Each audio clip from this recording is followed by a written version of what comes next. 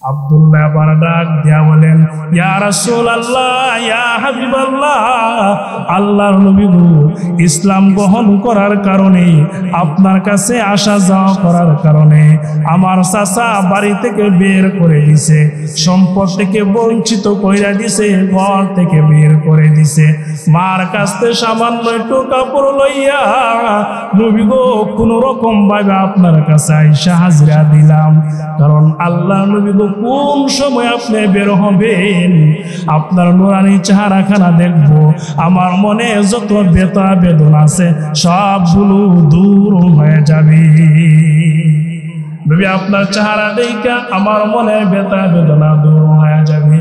আল্লাহ নবী আব্দুল্লাহ রে করুণ ঘটনা শুনে কান্না করে বলেন, আব্দুল্লাহ রে, ইসলামের জন্য তুমি যে নজরি দেখাইলা, আল্লাহ রব্বুল আলামিন অবশ্যই তোমাকে মাফ করবে, আল্লাহ অবশ্যই তোমাকে জান্নাত নসিব করিয়া দিবেন। ওই দিক দিয়ে আব্দুল্লাহকে লইয়া আল্লাহ নবী মসজিদে নববীর ভিতরে চলে গেছেন নামাজ পড়বে, ফজরের নামাজ। ফজরের নামাজের পরে আব্দুল্লাহকে আল্লাহর নবী ডাইকা বলেন, আব্দুল্লাহ রে, তোমার মনের কি আশা আকাঙ্ক্ষা আছে বলো, তুমি আজকাল যা চাইবা তাই পাইবা। আব্দুল্লাহ ডাক দিয়া বলেন, আল্লাহর নবী গো, সম্পদ আমার বাবার কম ছিল না, জায়গা জমি টাকা পয়সা কম ছিল না, সবগুলো একমাত্র ছেড়ে দিছি জান্নাত পাওয়ার জন্য। আল্লাহ নবী গো, আপনি নবী, আপনি দোয়া করলে অবশ্যই কবুল। আপনার এই পবিত্র জবান দিয়া দোয়া করেন, আল্লাহ যেন আমাকে জান্নাত নসিব করিয়া দে। আমরা মুসলমান, আমাদেরকে আল্লাহ তাআলা বানাইছে,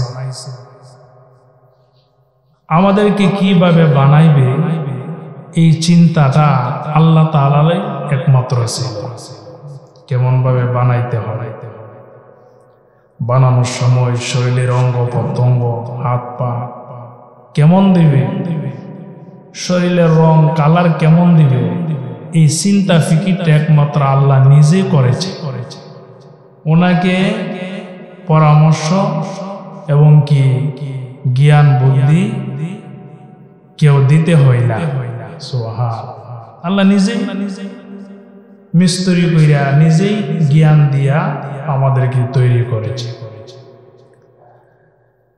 আল্লাহ রাব্বুল আলামিন মহান, উনি যেমন বড়, ওনার জ্ঞানও বড়, ওনার এলেমও বড়, উনি সবচেয়ে বড় আহকামুল হাকিমিন রব্বুল আলামিন। যেদিন দুনিয়াতে পাঠাইছে বানানোর পরে, সেই দিনটাও আল্লাহ তাআলার ইচ্ছা মতোই দিন তারিখ নির্ধারণ হয়েছে। কি বলেন, ঠিক না? দুনিয়াতে আসার দিনটা আল্লাহ নিজে দিন তারিখ ঠিক করে বানাইছে, বানানো শেষ।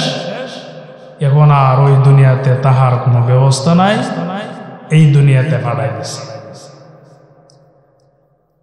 কিন্তু এই দুনিয়াতেও আমরা চিরকাল থাকবো না, কিছুদিন থাকবো, তারপরে এখান থেকেও বিদায় করবে। কোন দিন কত তারিখে বিদায় করবে এই দিনটাও নির্ধারণ করেছে সেই রব্বুল আলামিন, আহকামুল হাকিমিন আল্লাহ সুবহানাহু। বিদায় হওয়ার দিনটাও তার ইচ্ছা, কিন্তু বিদায় হওয়ার পরে কবরের জগতে গিয়া আরো দুইটা রাস্তা আছে। আল্লাহ রাসূল হাদিসের মধ্যে বলেন, দুনিয়ার থেকে মানুষ বিদায় হওয়ার সময় যার মরণটা ভালো হয় তার কবরটাও ভালো হবে, যার মরণটা ভালো হয় তার কবরটা ভালো, যার কবরটা ভালো তার হাসরের মাঠটাও ভালো হবে। যার হাসরের মাঠটা ভালো হবে এই বান্দা আল্লাহর জান্নাতে প্রবেশ করবে। মরণ ভালো, আখিরাত ভালো। অনেক মানুষ মরণের সময় এমন অবস্থায় মৃত্যুবরণ করে, মরণের পরে তার জানাজা দেওয়ার মতন কোনো অস্তিত্ব থাকে না, বা তার চেহারাটা দেখার মতন কোনো ব্যবস্থা থাকে না, বেজ্জতির মরণ। তাহলে এই ব্যক্তির জন্য কবর আযাব, আখিরাত কঠিন হয়ে দাঁড়ায়। আর যাদের মরণ ভালো হবে, কবরও ভালো হবে, হাসরও ভালো হবে, শেষ ঠিকানা হবে জান্নাতুল ফিরদাউস। আল্লাহ রাব্বুল আলামিন কোরআনে এই কথাটাই আমাদেরকে বলেছেন, ইন্নাল্লাযীনা আমানু ওয়া আমিলুস সালিহাত কানাত লাহুম জান্নাতুল ফিরদাউসি নুজুলা। আল্লাহ রাব্বুল আলামিন বলেন, ও দুনিয়ার বান্দা বান্দিরা, তোমরা যদি ঈমান যদি আনো আমি আল্লাহর উপরে, আসমানি কিতাবের উপরে, নবীগণের উপরে, ফেরেশতাগণের উপরে, আখিরাতের উপরে, মৃত্যুর পর পুনরায় আবার তোমাদেরকে জীবিত করব, এই বিশ্বাসের উপরে যদি ঈমান আনো, ঈমান আনার পরে তোমরা আমলে সালেহ করো, ভালো কাজ করো, আমল করো, আমল ছাইরো না রে মুসলমান। ঈমান আনছো, আমল করো। আর ঈমান আনার পরে আমলটা যখন তুমি ঠিক মতো আদায় করবা, কানাত লাহুম জান্নাতুল ফিরদাউস, আল্লাহ রাব্বুল আলামিন তোমার জায়গা কইরা দিব জান্নাতুল ফিরদাউসের ভিতরে। সুবহানাল্লাহ। জান্নাতুল ফিরদাউসের ভিতরে আমরা যাইতে চাই কি চাই না? আরে কইনা কেন চাইনি? আলহামদুলিল্লাহ, আল্লাহ সবাইরে কবুল করো। জান্নাতুল ফিরদাউস এমন একটা জায়গা, পরকালের জগতে আল্লাহ রাব্বুল আলামিন শান্তির জন্য বানায় রাখছে। 8টা জান্নাতের ভিতরে সবচেয়ে বড় জান্নাত, সুন্দর জান্নাত হইল জান্নাতুল ফিরদাউস। এই জন্য আল্লাহ নিজেই শিখায় দিছে, ঈমান আনছো, আমল করো, আর আমল করার পর আমি আল্লাহর কাছে দোয়া করে করে জান্নাতুল ফিরদাউসটা তুমি আমার কাছে চাও। আল্লাহর কাছে কি চাইবো আমরা? জান্নাতুল ফিরদাউস। বড়রা আল্লাহ যেমন বড় তার পুরস্কারও বড়, আল্লাহ যেমন বড় তার পুরস্কারও বড়। বান্দাকে দিবে, বান্দা পায়া খুশি হইব। আল্লাহ রাব্বুল আলামিন জান্নাতুল ফিরদাউস বানায় রাখছেন ঈমানদার আমলদারের জন্য। হাদিস শরীফের মধ্যে আল্লাহ রাসূল বলেন, ও আমার উম্মতরা রে, তোমরা যদি পরকালের জগতে শান্তি থাকতে চাও তাহলে আল্লাহর কাছ থেকে জান্নাত চাইবা। আর জান্নাত অনেক জাতের আছে, অনেক প্রকার আছে। এর মধ্যে তোমরা এমন একটা জান্নাত চাইবা যে জান্নাতটাকে কোরআনে বড় বলে আল্লাহ স্বয়ং ঘোষণা করে দিয়েছেন। সবচেয়ে বড় যে জান্নাত, জান্নাতুল ফিরদাউস। তোমরা সবাই আল্লাহর কাছে এই জান্নাতুল ফিরদাউস চাইবা, বড়টা চাইবা আল্লাহর কাছে। আল্লাহর কাছে বড়টা যদি চাও, আল্লাহ তো দুনিয়ার মানুষের মতো না, দিতে কিপটামি করবো। আল্লাহর কোনো অভাব আছে? মসজিদ সব কি করবে? অভাব আছে? তুমি যেমনে চাইবা আল্লাহ তার থেকে আরো বেশি করে দিব, তুমি যেন খুশি হও। আর মৃত্যুর পরে কোনো ব্যক্তির জায়গা যদি জান্নাতুল ফিরদাউসের ভিতরে হয়ে যায়, এটার ভিতর কয়দিন থাকতে হইব? আল্লাহ কথাটা কয়ে দিচ্ছে। দুনিয়াতে আসার আগে এক জায়গায় ছিলাম, সেখানে একটা নির্ধারণ সময় ছিল। দুনিয়াতে আইসে এখানে একটা সময় নির্ধারণ করা আছে। কয়দিন আল্লাহ ছাড়া কেউ কইতে পারতো না। কবরের জগতেও থাকতে হবে, তবে চিরদিন না একটা সময় নির্ধারণ করা আছে। তারপরে আল্লাহ কবর থেকে মানুষকে উঠাইয়া দিব। কিন্তু হাসরের ময়দানে মানুষ দাঁড়ায় থাকবো, এখানে একটা সময় নির্ধারণ করা আছে। বিচার শেষ হওয়ার পরে মানুষের জায়গা জান্নাত বা জাহান্নাম হয়ে যাবে। আল্লাহ বলেন, ও দুনিয়ার মানুষ তোমরা শোনো, মার পেট থেকে নিয়া দুনিয়ার জগৎ, কবরের জগৎ, হাসরের মাঠ পর্যন্ত একটা সময় ধরা আছে। কিন্তু জান্নাতুল ফিরদাউস এমন জায়গা যেটার সময় নির্ধারণ করা নাই। আল্লাহ কোরআনে ঘোষণা করে দিয়েছেন, খালিদিনা ফিহা লা ইয়াবগুনা আনহা হিওয়ালা, খালিদিনা ফিহা আবাদা। এটার ভিতরে কই দিন থাকবা কোনো সময় নাই, কাল নাই, দিন নাই, তারিখ নাই, নির্দিষ্ট কোনো দিন তারিখ নাই। আল্লাহ বলেন চিরকাল তোমরা এটার ভিতরে থাকবা, তোমাদের নিজেরও ইচ্ছা হবে না বের হওয়ার জন্য, কেউ তোমাদেরকে ধাক্কা দিয়া বেরও করতে পারবে না। খালিদিনা ফিহা আবাদা লা ইয়াবগুনা আনহা হিওয়ালা। এটার ভিতরে গেলে কেউ তোমাদেরকে ধাক্কা দা বাইরে করতো না, তোমারও মন চাইতো না। সুবহানাল্লাহ দিন না জোরে সবাই বলেন সুবহানাল্লাহ। মনোযোগ দা শুনতে হবে, বাইরে থাকলে কত কিছু করলাই মুর্শিদায় যদি ঘুমাই যান থেকে মনে লাগে, কথাগুলো শুনলে উপকার হইতো না, উপকার হয়। জান্নাতের ভিতরে কয়দিন থাকতে হইব? চিরকাল। কয়দিন? আল্লাহু আকবার। এটার ভিতরে কোনো রোগ নাই, বেমার নাই, জ্বর নাই, ঠান্ডা নাই, কাশি নাই, করোনা নাই, কোনো কিছু নাই।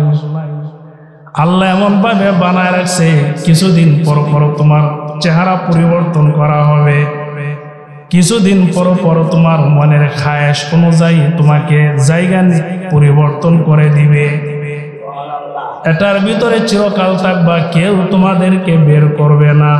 ওই জান্নাতের ভিতরে যাওয়ার জন্য সমস্ত নবী রাসূল দোয়া করেছে, সাহাবায়ে কেরামও দোয়া করেছে, আমাদেরকেও আল্লাহর কাছে এটাই চাইতে হবে।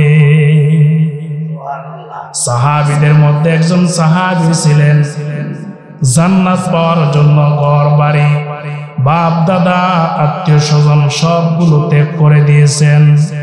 একজন সাহাবীর নাম হলো আব্দুল উজ্জা। উনি নবীজির সন্ধান পাইছে। আল্লাহ নবী আখিরি নবী, নবুয়ত নিয়া মানুষের কাছে কালিমার দাওয়াত দেয়। বিশ্ব নবীর সন্ধান পায় নবীজির কাছে গেছে, গিয়া বলেন আল্লাহ নবী গো, আমি আপনার সন্ধান পেয়ে খুঁজে খুঁজে আপনাকে বের করেছি। ও আল্লাহর হাবিব, আপনি আমাকে কালিমা পড়ে মুসলমান বানায় দেন, আমি আপনার ধর্ম ভালো লাগে, পছন্দ হয়েছে, আপনি আমাকে কালিমা পড়ে মুসলমান বানায় দেন। নবী গো, এতদিন গাছের পূজা, মাছের পূজা, মূর্তির পূজা করেছি, আজকে আপনার হাত ধরে কালিমা পড়ে মুসলমান হয়ে যাব, জীবনে আর মূর্তির পায়ে সেজদা দিব না। নবী রব্বুল আলামিন আহকামুল হাকিমিন, যে আল্লাহ তোমাকে নবী বানায়া দুনিয়াতে পাঠাইছে, সেই আল্লাহর পাগল হয়ে যাব। সাহাবী গিয়া নবীরে কইছে, নাম হইল আব্দুল উজ্জা। এটা বেদর্মীদের নাম। উজ্জা মানে বড় একটা মূর্তির নাম, আব্দুল মানে বান্দা, মানে মূর্তির বান্দায় নাম রাখছে। তার বাবা মারা গেছে, বাবার ঘরে একমাত্র সন্তান উনি ছিল। বাবা মারা যাওয়ার পরে যত সম্পদ ছিল সমস্ত সম্পদের মালিক চাচা হয়ে গেছে। চাচারও কোনো ছেলে মেয়ে নাই, কোনো সন্তান নাই।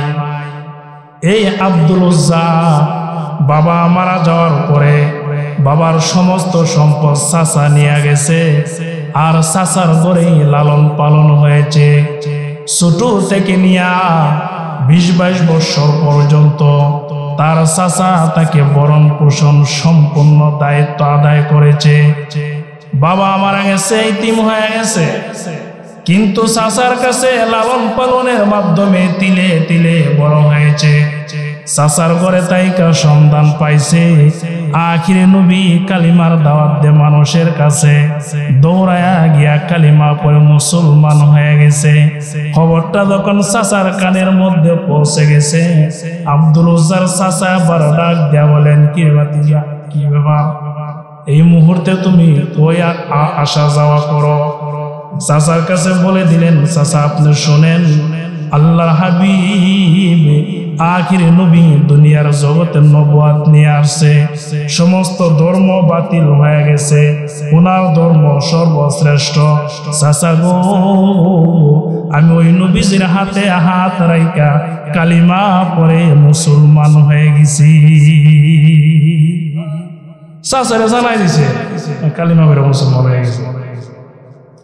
চাচা আবার কি ব্যাপার, সারা জীবন যার গোলামি করছো, তোমার বাপ দাদা কইরা গেছে, এই ধর্ম চাইরন কালিমা ফিরে বুঝে আরেক ধর্ম গেছো গা, তোমার বাপ নাই, অসহায় হয়ে গেছো, ইতিম হয়ে গেছো, ভরণ পোষণের দায়িত্ব সব আমি আদায় করছি, কত সম্পদ ব্যবসা বাণিজ্য দোকান ভাড় আছে, এইগুলো তোমার বুঝাই দিব, তুমি মনে আরেকবার ধর্ম লিয়ে টানাটানি করো, এই কথা বলছে। কিন্তু আব্দুল উজ্জা বলেন, চাচা আমি বাপ দাদার ধর্ম ছাড়তে পারি, আপনার যত সম্পদ আছে, আমার বাবার যত সম্পদ আছে সব ছেড়ে দিতে পারি, তবে আল্লাহ নবীর ধর্ম গ্রহণ করেছি, কোনদিন ছাড়ব না, নবীজির ধর্ম আমি ছাড়তে রাজি না।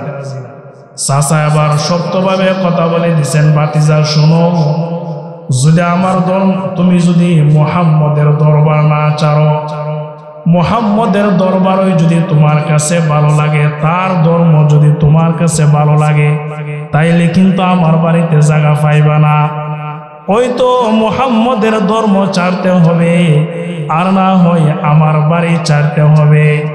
আব্দুল উজ্জা আবার রাজি হয়ে গেলেন, ডাক দিয়া বলেন, চাচাজি শুনেন, দুনিয়ার সামান্য একটু সময়ের জন্য আপনার ঘর ছাড়তে রাজি আছি, আপনার সম্পদ ছাড়তে রাজি আছি, আপনার ধর্ম ছাড়তে রাজি আছি, চাচা গো, এক মুহূর্তের জন্য বিশ্বনবীর দরবার ছাড়তে আমি রাজি না, এক মুহূর্তের জন্য ছাড়তে রাজি। চাচা আবার বলেন, তাহলে চলে যাও, আমার বাড়িতে বের হয়ে যাও। বের হয়ে যাইতেছে, সামান্য একটু দূর যাওয়া, আবার ডান টানছে, বলে শুই না যা, বলে কি কথাটা স্মরণ রাখো, তুমি কিন্তু সমস্ত সম্পদ থেকে বঞ্চিত হয়ে যাবে, বলে ঠিক আছে, জীবনে কিন্তু আর আমার বাড়িতে আসতে পারবা, বলে ঠিক আছে। চাচা আবার ডাক দেয়া বলেন, ভাতিজা শোনো, ও আব্দুল উজ্জা, তোমার পরনের মধ্যে যে জামাটা আছে, যে কাপড়টা আছে, ওই কাপড়টা পর্যন্ত আমি চাচার টাকা দিয়া তোমাকে কিনা দিছিলাম, এই কাপড়টা পর্যন্ত কইলা আমাকে দিয়া যাইতে হবে, কাপড়টা পর্যন্ত। চাচার উদ্দেশ্য হইল উলঙ্গ যদি করে লাই কাপড়টা রাইখা দিই, তে আর মুহাম্মদের কাছে গিয়া জায়গা হইত না। কিন্তু সাহাবী তো ইমানে তো শক্ত হয়েছে, মজবুত হয়েছে, তার ঠিকানা ছিল জান্নাতুল ফিরদাউস।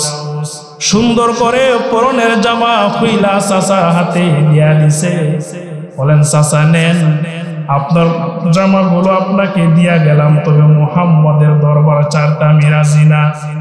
কাপড় ছাড়া উলঙ্গ হইয়া কই যাইবে, দৌড়ায়া তার যে মা যে ঘরটার মধ্যে থাকতো, এমন সময় একটা চিন্তা আইলো, চাচা বাড়ি থেকে বের করতে পারে, সম্পদ থেকে বঞ্চিত করতে পারে, ঘর থেকে বঞ্চিত করতে পারে, পরনের কাপড়টা পর্যন্ত খুইলা চাচা রাখতে পারে, কিন্তু দুনিয়ার জগৎ আমার বাবা নাই, এতে কি হয়েছে? আল্লাহর পরে যার মান সম্মান দুনিয়ার মধ্যে আল্লাহ বাড়ায় দিছে, সেই জনম দুঃখিনী মা তো এখনো দুনিয়াতে আছে। চাচার কাপড় চাচার হাতে বুঝায় দিয়া উলঙ্গ অবস্থায় 20-22 বছর একজন যুবক জনম দুঃখিনী মার ঘরের দরজার সামনে দাঁড়ায় গেছে, গিয়া ডাক দেয়া বলেন, ও আম্মা, আমি আপনার সন্তান, আজকে আপনার ঘরের দরজায় দাঁড়ায় গেলাম, মা গো, তোমার কাছ থেকে ঘর বাড়ি টাকা পয়সা কোনো কিছু চাই না, কালিমা পড়ার কারণে আমার চাচা বাড়ি থেকে বের করে দিছে, পরনের জামাটা পর্যন্ত রাইখা দিছে। ও মা, যেহেতু তুমি বেঁচে আছো, সর্বপ্রথম তোমার ঘরের দরজায় এসে দাঁড়ায় গেলাম, আম্মা গো, আপনি সামান্য একটু কাপড় আমাকে দেন, কোন রকম আমার লজ্জা স্থানগুলো ডাইকা আল্লাহ নবীর চেহারাখানা যখন দেখবো, নবীর সামনে যাব, তখন আর আমার কোনো দুঃখ থাকবে না। মার কাছে গিয়া কাপড় চাইছে। অনেক সবাই যদি দৌড়াইতে পারে, তাড়াইতে পারে, মা কি সহজে তাড়াই দিব? কি বলো, কথা বল না, মা তাড়াই দিব। কারণ সন্তান যদি কানা হয়, ল্যাংরা হয়, মা বাবার কাছে আসমানের তারকা থেকে অনেক দামি।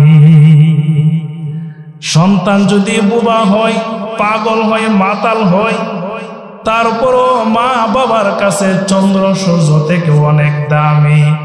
সন্তান যদি বেয়াদব হয়ে যায়, এলাকার সবাই যদি গাড়ে ধরে ধাক্কা দিয়া গ্রাম থেকে বের করে দেয়, তবে এই সন্তান মা বাবার কাছে অমূল্য সম্পদ। মা তো তাড়াইতে পারে না, মার কাছে গিয়া দাঁড়ায়া কাফুরের জন্য আবদার করতেছে। কারণ মার সম্মান আল্লাহ এমন ভাবে বাড়ায় দিছে, পৃথিবীর সমস্ত মানুষের মায়া মোহব্বত, যত আত্মীয় স্বজন আছে সবার মায়া মোহব্বত এক জায়গায় জমা করলে মার মায়া মোহব্বতের সমান হবে না। আমাদের মা মারা গেছে, আমাদের 10 জন খালা আছে মার বোন, এরার দিকে কি মার চেহারার মধ্যে কি শান্তি পাওয়া যাইব? 10 জনের চেহারা দিকে আমাদের বাপ মারা গেছে, আমাদের বাপের ভাই আছে মনে করেন আরো 8-10 জন, 8-10 জনের দিকটাও বাপের যে মায়া মোহব্বতটা এটা আপনার আদায়িত। কারণ আল্লাহ সন্তান এবং মা বাবার ভিতরে এমন একটা ভালোবাসা দিয়ে বসে। সুবহানাল্লাহ। যেমন ওলিদের মধ্যে একজন বড় ওলি ছিলেন বাইজিদ বুস্তামি রহমতুল্লাহি আলাইহি।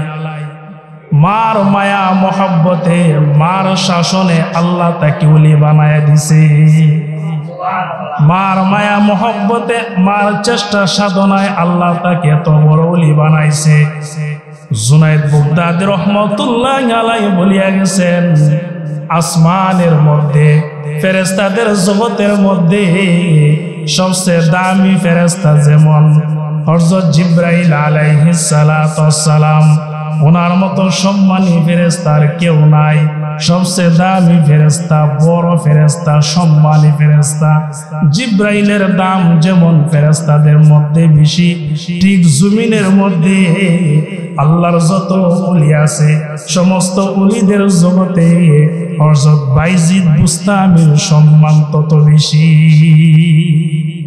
আল্লাহ বাড়ায় দিয়েছে।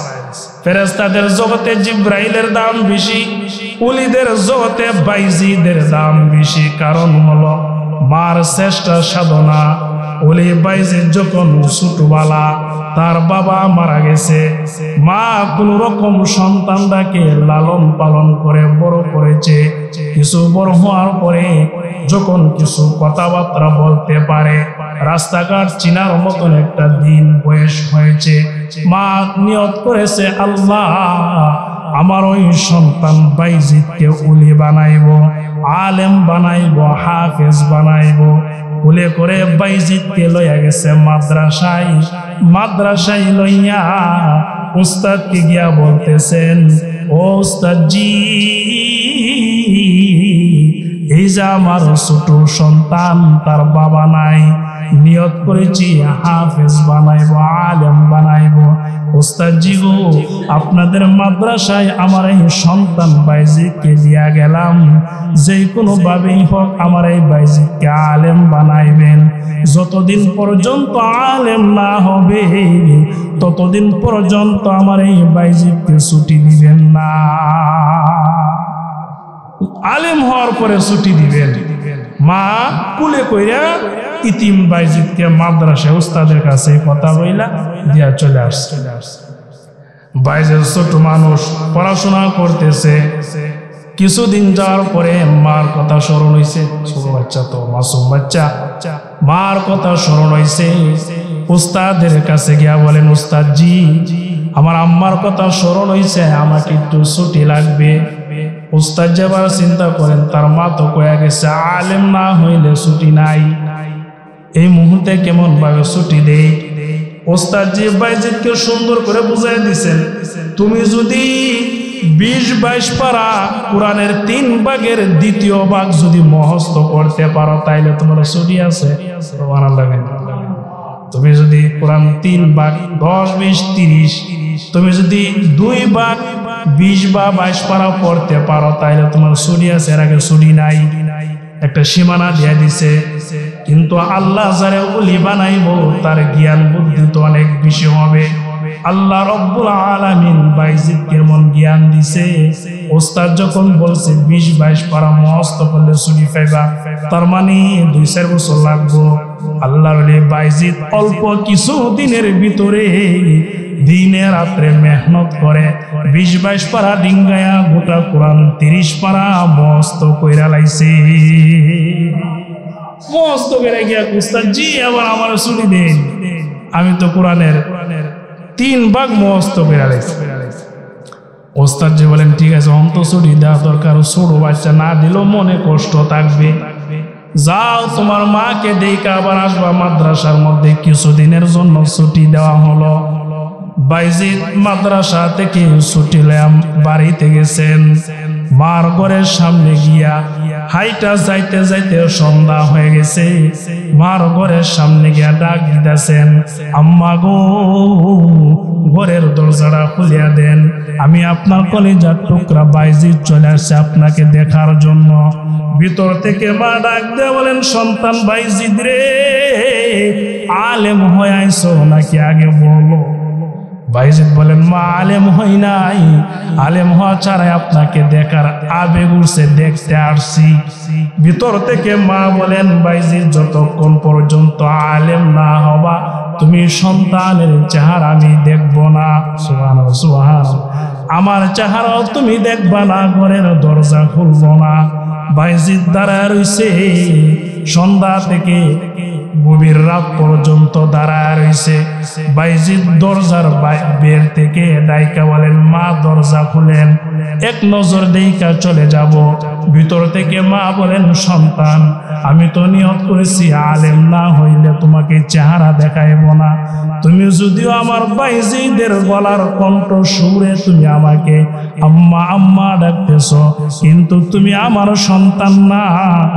যতক্ষণ পর্যন্ত আলেম না হবা ততক্ষণ পর্যন্ত তুমি আমার সন্তান না। কি নিয়ত করছে? মাও ছিল এই মা যে মার ঘর তুলি বেরিয়েছে, বুঝেননি? এমন ভাবে ডাকতেছে কিন্তু দরজার খুলছে না। শেষ মুহূর্তে নৈরাশ হয়ে মাদ্রাসায় চলে আসছে। আয়সা বলেন, উস্তাদ জি মার কাছে এমন ভাবে ডাকলাম, মা তো বলছে আলেম হয়ে যাইতিব। মার চেহারা দেখার সুযোগ হয়েছে না, ঘরের দরজা মা খুলে নাই। এবার উস্তাদের হাত ধরে বাইজিদ এমন ভাবে নিয়ত করেছে, এমন ভাবে প্রতিজ্ঞা করেছে, ওয়াদা করেছে, ওগো আমার উস্তাদ জি, মা যেহেতু নিয়ত করেছে আলেম হইলে চেহারা দেখাইব, আর না হই চেহারা দেখাইব না। আজকে আপনার হাত ধরে আমি ওয়াদা করিলাম, যতক্ষণ পর্যন্ত আলেম না হব ততদিন পর্যন্ত আমি বাইজিদ মার সামনে যাব না। আমিও মার কাছে আর যাইতাম না। নিয়ত করছে, শক্ত নিয়ত। তার জীবনের মধ্যে দেখা যায় একটানা 18 বছর চলে গেছে। সুবহানাল্লাহ সুবহানাল্লাহ। 18 বছর পরে আলেম হয়েছে, কোরআনের হাফেজ হয়েছে। উস্তাদ এবার নিজের থেকে বলতেছে, রে বাইজিদ তোমাকে ছুটি দিতে হবে মাকে দেখার জন্য। তোমার তো মাকে দেখার দিন তারিখ হয়ে গেছে, যেহেতু হাফেজ হইছ, আলেম হইছ, এমন ভাবে দিনে রাতে পড়াশোনা করেছে। 18 বছর পরে উস্তাদ জি মাদ্রাসার ভিতরে অনুষ্ঠানের মাধ্যমে বাইজিদকে আলেমের পাগড়ি পরায় দিব মাথার মধ্যে। সন্তান দেখবেন হাফেজ আলেম হইলে বিভিন্ন জায়গা পাগড়ি দেয় না, ওয়াজ মাহফিল বড় বড় হুজুররা রাইন না, মাদ্রাসার মধ্যে অনুষ্ঠান করবে, বাইজিদকে পাগড়ি পরায় দিবে, আলেমের পাগড়ি। উস্তাদ জি যা কিছু বুঝায় দাজায় সুন্দর করে বাইজিদকে পাগড়ি দিবে। রাতের বেলা যখন ঘুমাইছে, বাইজিদের উস্তাদ এবার স্বপ্নে দেখেন আল্লাহর পরে যার মান সম্মান, আখিরি জামানার পয়গম্বর, আল্লাহর হাবিব, আল্লাহর বন্ধু, রাতের বেলা বাইজিদের উস্তাদকে ডাইকা বলতেছেন, ওরে বাইজিদের উস্তাদ শুনো শুনো, তোমার বাইজিদের জন্য একটা সুখবর। আগামীকাল সকালবেলা বাইজিদকে অনুষ্ঠানের মাধ্যমে আলেমের পাগড়ি পরায়া দিবা। আমি বিশ্বনবীর কাছ থেকে ওই বাইজিদকে একটা পাগড়ি দিবা না, আমি নবীজির কাছ থেকে আরেকটা মারিফতের পাগড়ি পরায়া বাইজিদকে তোমার এজাজত এবং তোমার খেলাফত দিয়া জগতের কুলি বানায়া পাঠায়া দিবা। নবীজি স্বপ্নে দেখাইছে বাইজিদকে একটা পাগড়ি দিলে হবে না, আমি নবীজির পক্ষ থেকে আরেকটা পাগড়ি দিবা, আর তোমার খেলাফত ইজাজত দিয়া বাইজিদকে ওলি বানায়া দিবা। সকালবেলা উস্তাদ অনুষ্ঠানের মাধ্যমে 2টা পাগড়ি দিয়া বাইজিদকে বাড়িতে পাঠায় দিলেন। বাইজিদ আবার পাগড়ি লয়া উস্তাদের কাছ থেকে বিদায় লয়া চলে গেছে বাড়িতে গিয়া। তার মা সেই দিক দিয়া 18 বছর পার হয়ে গেছে, মা তোর আগের মতো নাই। আস্তে আস্তে মা দুর্বল হয়ে গেছে, মার চোখ দুর্বল হয়ে গেছে, কান দুর্বল হয়ে গেছে, শরীরের অঙ্গ প্রত্যঙ্গ চল হয়ে গেছে। বাইজিদ আবার পাগড়ি লইয়া উস্তাদের কাছ থেকে বিদায় লইয়া হাঁটতে হাঁটতে আবার মার ঘরের দরজার সামনে গিয়া দাঁড়াইছে। দাঁড়ায়া মাকে ডাক দিতেছেন, ও আম্মা দরজাটা খুলিয়া দেন, আমি আপনার বাইজিদ আজকে আলেম হয়ে আসছি আপনার কাছে। সুবহানাল্লাহ, সুবহানাল্লাহ। আম্মা গো, আমি আলেম হয়ে আপনার কাছে আইছি, এবার তো আপনি দরজা খুলবেন। মা আগের মতন আর নড়াচড়া করতে পারে না, কোন রকম ভাবে হামাগুড়ি দিয়া ঘরের দরজাটা খুইলা বাইজিদের চেহারার দিকে তাকাইয়া মা আবার বলেন, ওরে সন্তান, 18 বছর আগে তোমাকে কুলে করে দিয়াছিলাম মাদ্রাসায়, আজকে তুমি নিজে নিজে হাইটা হাইটা আমার কাছে আইসা হাজিরা দিছো। ও সন্তান, নিয়ত করেছিলাম আলেম হইবা, তারপরে চেহারা দেখবো। আজকে তোমার চেহারাটা আমি দেখার মতন আমার চোখের শক্তি আর আগের মতো নাই। চোখ নষ্ট হয়ে গেছে, কান নষ্ট হয়ে গেছে। আসো বাবা, আমি মার কুলে আসো, হাত দিয়া তোমাকে একটু বোলায় দেই। বাবা রে, তোমার চেহারা আমি দেখছি, কারণ আমি নিয়ত করেছিলাম তোমার বাবা যখন দুনিয়াতে বিদায় হয়ে গেছে, তখন আমি নিয়ত করেছিলাম তোমাকে আলেম বানায় আমিও দুনিয়াতে বিদায় হব, আর কবরের জগতে গিয়া তোমার আব্বাকে বলবো, স্বামী আমার, আপনার রেখে যাওয়া আমানত সন্তান আমি নষ্ট বানাই নাই, আমি বেনামাজি বানাই নাই, আমি বিভিন্ন সিটার বাটপার গাঁজাখোর নিশাখোর বানাই না, বেয়াদব বানাই না, আপনার ওই ঔরসের রেখে যাওয়া আমানত সন্তান বাইজিদকে আমি মা কষ্ট করে আলেম বানায় আসছি। বাবা বাইজিদ রে, এই কথা তোমার বাবার কাছে গিয়ে আমি কবরে বলবো। তোমার চেহারা যেহেতু দেখছি আর দুনিয়াতে বাঁচার আমার ইচ্ছা নাই, দেও বাবা, নামাজের বিছানাটা বিছাইয়া দেও, আমাকে একটু উজু করার পানি দেও। বাইজিদ নিজের হাতে মাকে উজু পানি দিয়া উজু করায়া দিছে, নামাজের বিছানা বিছাইয়া দিছে। অচল মা, দুর্বল মা, বুড়া মা 2 রাকাত জীবনের শেষ নামাজ আদায় করে সন্তান যা আলেম হয়েছে, এই জন্য শুকর আদায় করে 2 রাকাত শুকরানা নামাজ আদায় করে সেজদার মধ্যে গিয়া বলেন, ইয়া রব্বুল আলামিন, ইয়া আহকামুল হাকিমিন, সন্তানের প্রতি আমার যে দায়িত্ব ছিল ওই দায়িত্ব আমি আদায় করেছি। এখন আর আমি দুনিয়াতে থাকতে চাই না, কারণ আমি মা যদি দুনিয়াতে থাকি তাহলে বাইজিদ আমার খেদমত করতে হবে, আলেম যে হইছে এলেমের খেদমত করতে পারবে না। এই জন্য আল্লাহ তোমার কুদরতি পায়ে সেজদা দিয়ে আমি বলি, এই মুহূর্তে তুমি আমাকে নিয়ে যাও। আমি যদি দুনিয়াতে বিদায় হয়ে যাই তাহলে বাইজিদ এলেমের খেদমত করতে পারবে। আল্লাহর কাছে এমন ভাবে কান্নাকাটি করেছে, 2 রাকাত নামাজের সেজদার মধ্যে বাইজিদের মা জান্নাতি হয়ে বিদায় হয়ে গেছে। আমার মুরব্বী বাবারা, যুবক ভাইয়ের আমার, কারণ দেখেন বাইজিদের মার মরণ কত সুন্দর হয়েছে। এমন মরণ যদি হয় তাহলে জান্নাত অবশ্যই পাইবেন।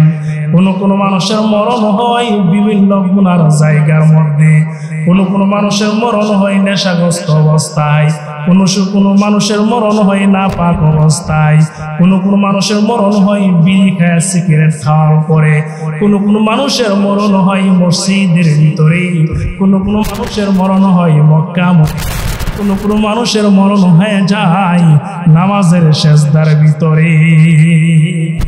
এই মরণ তাহলে বাবারা আমার আব্দুল জামার ঘরের দরজার সামনে দাঁড়াইছে, দাঁড়ায় বলেন আম্মা আমাকে একটু কাপড় দেন, কাপড় পরিধান করে নবীজির রওজায় যেতে চাই, আল্লাহ নবীর দরবারে আমি যেতে চাই। মা অসহায় সামান্য একটু কাপড় মাকে সন্তান আব্দুল উজ্জাকে দিয়া দিছেন। আব্দুল উজ্জা কাপড় দিয়া তার লজ্জাস্থানগুলো ডাইকা মক্কা থেকে পায়ে হেঁটে হেঁটে রাতের বেলা মদিনায় চলে গেছে। আল্লাহ নবী মসজিদের হুজরাখানা, ওই হুজরাখানা দিয়া আল্লাহর নবী দাঁড়াইতেও পারে না, বসতেও পারে না। ওই দিক দিয়ে নবীকেও ডাক দিয়া ঘুম ভেঙে সজাগ করে নাই, কারণ আল্লাহ নবীকে ডাক দিলে যদি ঘুম ভেঙে যায় আর যদি নবীর কষ্ট পাই তাহলে তো কিয়ামতের ময়দানে জান্নাতুল ফিরদাউসের জায়গা পাইব না। সামান্য একটু কাপড় দিয়া লজ্জাস্থানগুলো ডাইকা নবীজির হুজরাখানার সামনে দাঁড়ায় রয়েছে। ফজরের সময় হয়ে গেছে, হযরত বেলাল যখন মসজিদের মিনারে আযান দিছে, আসসালাতু মিনান নাওম বলে যখন ডাক দিছে, আল্লাহ হাবিব আল্লাহর বন্ধু নামাজ পড়ার জন্য উঠে গেছেন ঘুম থেকে জাগ্রত হইয়া মসজিদে নববীতে গিয়া নামাজ পড়াইবে। আল্লাহ নবী ঘরের দরজার হুজরার দরজা খুলে দেখেন একজন মানুষ দাঁড়ায় রইছে, শরীরের মধ্যে কোনো কাপড় নাই। আল্লাহর হাবিব বলেন, কে তুমি? গভীর রাত্রে আমার হুজরাখানার সামনে দাঁড়ায় রইছো। আব্দুল উজ্জা ডাক দিয়া বলেন, আল্লাহ নবী গো আমি আব্দুল্লাহ। নবীজি বলেন, কোন আব্দুল্লাহ তুমি? আব্দুল উজ্জা বলেন, নবী গো আমার নাম আগে ছিল আব্দুল উজ্জা, কালিমা পরে যখন মুসলমান হইলাম আপনি আমার নাম দিছেন আব্দুল উজ্জা। আপনি আমার নাম দিছেন আব্দুল উজ্জা থেকে আব্দুল্লাহ। নবী গো আমি সেই সাহাবী আব্দুল্লাহ। আল্লাহ রাসূল বলেন, কি ব্যাপার আব্দুল্লাহ? তুমি তো বড় লোক বাবার সন্তান, জমিদার বাবার সন্তান, তুমি তো জমিদার চাচার ভাতিজা। আমার কাছে যখন আসা যাওয়া করতা সকাল সন্ধ্যায় কাপড় পরি, নতুন নতুন কাপড় পয়রা তুমি আসতা। আজকে কি ব্যাপার তোমার পরনের মধ্যে কোনো কাপড় নাই? সামান্য একটু কাপড় দিয়া লজ্জাস্থানগুলো ডাইকা রাখছো। আব্দুল্লাহ আবার ডাক দিয়া বলেন, ইয়া রাসূলুল্লাহ, ইয়া হাবিবাল্লাহ, আল্লাহর নবী গো ইসলাম গ্রহণ করার কারণে, আপনার কাছে আসা যাওয়া করার কারণে আমার চাচা বাড়ি থেকে বের করে দিছে, সম্পদ থেকে বঞ্চিত কইরা দিছে, ঘর থেকে বের করে দিছে। মার কাছ থেকে সামান্য একটু কাপড় লইয়া নবী গো কোন রকম ভাবে আপনার কাছে আইসা হাজিরা দিলাম, কারণ আল্লাহ নবী গো কোন সময় আপনি বের হবেন আপনার নুরানি চেহারাখানা দেখবো, আমার মনে যত ব্যথা বেদনা আছে সবগুলো দূর হয়ে যাবে। নবী আপনার চেহারা দেখা আমার মনে ব্যথা বেদনা দূর হয়ে যাবে। আল্লাহ নবী আব্দুল্লাহ রে করুণ ঘটনা শুনে কান্না করে বলেন, আব্দুল্লাহ রে ইসলামের জন্য তুমি যে নজরি দেখাইলা আল্লাহ রব্বুল আলামিন অবশ্যই তোমাকে মাফ করবে, আল্লাহ অবশ্যই তোমাকে জান্নাত নসিব করিয়া দিবেন। ওই দিক দিয়ে আব্দুল্লাহকে লইয়া আল্লাহ নবী মসজিদে নববীর ভিতরে চলে গেছেন নামাজ পড়বে, ফজরের নামাজ। ফজরের নামাজের পরে আব্দুল্লাহকে আল্লাহর নবী ডাইকা বলেন, আব্দুল্লাহ রে তোমার মনের কি আশা আকাঙ্ক্ষা আছে বলো, তুমি আজকে যা চাইবা তাই পাইবা। আব্দুল্লাহ ডাক দিয়া বলেন, আল্লাহর নবী গো সম্পদ আমার বাবার কম ছিল না, জায়গা জমি টাকা পয়সা কম ছিল না, সবগুলো একমাত্র ছেড়ে দিছি জান্নাত পাওয়ার জন্য। আল্লাহ নবী গো আপনি নবী, আপনি দোয়া করলে অবশ্যই কবুল। আপনার এই পবিত্র জবান দিয়া দোয়া করেন আল্লাহ যেন আমাকে জান্নাত নসিব করিয়া দে। নবীজি দোয়া করবে। নবীজির নিজের শরীর থেকে দুইটা জামা আব্দুল্লাহকে দিয়া তার শরীরটাকে ডাকছে। সুবহানাল্লাহ, নবীজির কি পবিত্র জামা সাহাবীরা পাওয়ার জন্য কত চেষ্টা করেছে। আল্লাহ নবীর দুইটা জামা দিয়ে আব্দুল্লাহকে ডাইকা সুন্দর করে সাজায় গুজায় মসজিদে নিছে। আব্দুল্লাহ যখন বলছেন নবী দোয়া করেন আল্লাহ যেন আমাকে শহীদ মরণ দেয়, আমি যেন জান্নাত নসিব করতে পারি। আল্লাহ রাসূল বলেন, আব্দুল্লাহ রে, অবশ্যই আল্লাহ তোমাকে জান্নাত দিবে, তবে শহীদ মরণ কেন চাও? আব্দুল্লাহ বলেন, ইয়া রাসূলুল্লাহ, ইয়া হাবিবাল্লাহ, আপনার জবান থেকে শুনেছি শাহাদাতের মরণ যার হবে তার কোনো মরণের কষ্ট হবে না। নবী, আমি শাহাদাতের মরণ চাই, আপনি দোয়া করেন আল্লাহ যেন আমাকে শাহাদাতের মরণ দেয়। আল্লাহ রাসূল দোয়া করেছে, আল্লাহ তুমি আমার আব্দুল্লাহকে শহীদ মরণ দিও। কিছুদিন পরে আল্লাহ নবী একটা যুদ্ধের ঘোষণা করে দিলেন, যুদ্ধের ফয়সালা হয়ে কাফেরদের সঙ্গে যুদ্ধ হবে। আল্লাহ নবী চলে গেছেন সাহাবীদের কেনা যুদ্ধ করবে, কিন্তু ওই দিন কাফেররা নবীজির সাহাবীদের বই আর আসলো না, যে কোনো কারণে আর যুদ্ধ হইল না। আল্লাহ নবী ওইখান থেকে সাহাবীদের কিনে আবার ফেরত চলে আসতেছে মদিনায়। রাস্তার মধ্যে আব্দুল্লাহর এমন শরীর অসুস্থ হয়ে গেছে, প্রচন্ড জ্বর, মাথা ব্যথা, অসুস্থ হয়ে দুর্বল হয়ে গেছে। সাহাবীরা খবর পাঠাইছে, আল্লাহ নবী গো, আপনার সাহাবী আব্দুল্লাহ অসুস্থ হয়ে গেছে। নবীজি বলেন, দেও আব্দুল্লাহর মাথাটা আমার রাতের মধ্যে লাগায়া দাও। যে আব্দুল্লাহ বাড়ি ঘর সব কিছু ত্যাগ করেছে আমি নবীজির জন্য, ওই আব্দুল্লাহর মাথা, আব্দুল্লাহর জন্য আমার উরাত হয়ে যাবে আজকে তার বিছানা। আব্দুল্লাহকে নবীজির রাতের মধ্যে শোয়াইয়া নবীজি আব্দুল্লাহর দিকে তাকায় রয়েছে। আব্দুল্লাহ নবীজির দিকে তাকায় থাকতে থাকতে কালিমা পড়ে পড়ে দুনিয়ার থেকে বিদায় হয়ে যায়। আল্লাহ রাসূল বলেন, সাহাবীরা রে, আব্দুল্লাহকে গোসল করাও, কাফনের কাপড় পরো, আমি নিজে জানাজা পড়াইব। আল্লাহ রাসূল জানাজার নামাজ পড়াইয়া কবরের মধ্যে নবীজি নিজে নামছে। বলেন, সাহাবীরা তোমরা কেউ নামবা না। আজকে যদি আব্দুল্লাহর আত্মীয় স্বজন থাকতো, তার আব্দুল্লাহকে কবরে শোয়াইলো, ইসলামের জন্য আত্মীয় স্বজনকে ত্যাগ করে দিছে। আজকে আমি বিশ্ব নবী তার আত্মীয় হয়ে গেলাম। আল্লাহ হাবিব কবরের মধ্যে নাইমা দুইটা হাত এমন ভাবে সাহাবীদের সামনে চড়ায় দিছেন, আর বলেন, সাহাবীরা রে, আমার আব্দুল্লাহ লাশটাকে আমার হাতে তুলিয়া দাও। আব্দুল্লাহ লাশটা আল্লাহ নবীর হাতের মধ্যে লইয়া আসমানের দিকে উঠাইয়া নবীজি চিৎকার করে বলেন, ইয়া রব্বুল আলামিন, ইয়া আহকামুল হাকিমিন, যে আব্দুল্লাহ ইসলামের জন্য, জান্নাতের জন্য সব কিছু ত্যাগ করে ইসলাম গ্রহণ করে কালিমা পড়ে মুসলমান হয়েছে, আল্লাহ গো, আমি বিশ্ব নবী এই আব্দুল্লাহর উপর রাজি খুশি। আল্লাহ আজকে আমার পক্ষ থেকে কবরে রাইখা গেলাম, আল্লাহ আমি যেমন ভাবে রাজি খুশি তুমিও তার প্রতি রাজি খুশি হয়ে যাও। উপস্থিত সাহাবীরা হাউমাউ করে কান্না করে, আবু বকর সিদ্দিক, ওমর, উসমান, আলী, বড় বড় সাহাবী হাউমাউ করে কান্না করে। বিশেষ করে সাদ ইবনে আবি ওয়াক্কাস নামে একজন সাহাবী মাটির মধ্যে গড়াগড়ি করে কান্না করে আর বলেন, আব্দুল্লাহ রে, তোর কপাল কত ভালো, এই লাশটা যদি তোর না হয় আমার হয়তো। যেই জায়গাতে বিশ্ব নবী বলছে আমি রাজি, আল্লাহ তুমি রাজি হয়ে যাও, এই লাশটা যদি তোর না হয় আমার হয়তো, আমার জীবনে কোনো ব্যথা ছিল না। এই কথাটাই আল্লাহ রাসূল বলেছেন, মান সালাকা তরিকান ইয়ালতামিসু ফীহি ইলমান সাহালাল্লাহু লাহু বিহি তরিকান ইলাল জান্নাহ। কেউ যদি ইলমে দ্বীন শিখার জন্য দুনিয়ার রাস্তা অতিক্রম করে, আল্লাহ তাআলা তার জন্য জান্নাতের রাস্তা খুইলা দেয়। খুইলা দিছে বাইজিদের জন্য, খুইলা দিছে সাহাবী আব্দুল্লাহর জন্য।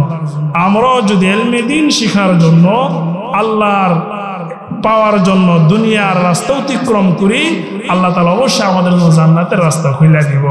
এমনকি আমাদের সবার একটি উদ্দেশ্য, শেষ ঠিকানা যেন জান্নাতুল ফিরদাউস হয়ে যায়।